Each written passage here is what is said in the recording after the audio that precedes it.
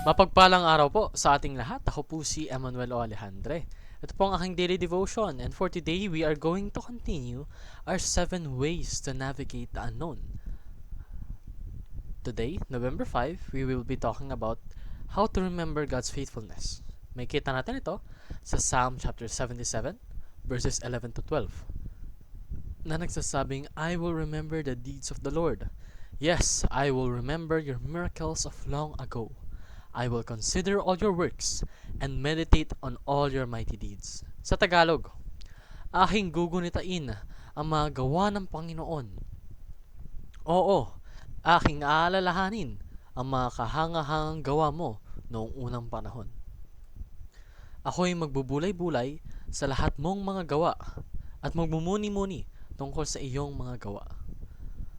So, may mga times kasi sa buhay na natin na maaaring isipin natin na God seems distant. Parang anlayo ng Panginoon sa atin. But that's not the case. Actually, it's far from the truth, no? And para malampasan natin yung ganong perspective, we have to remember the past and lahat ng mga actions ni God for our sake, not for His. Lahat ng mga actions ng ating Panginoon na tayo yung nag-benefit.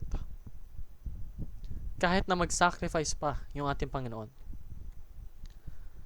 And doing that helps us secure the future. Now, how do we remember the past accurately, no? We should read the Bible.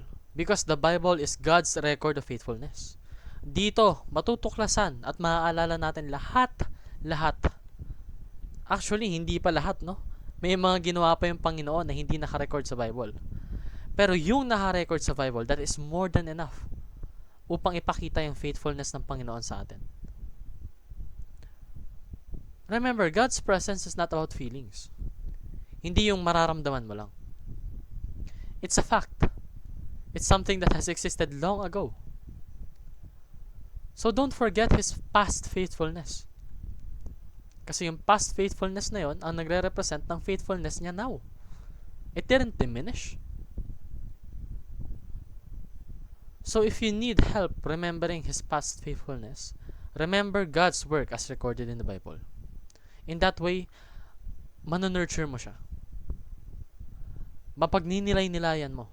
And hindi mo makakalimutan.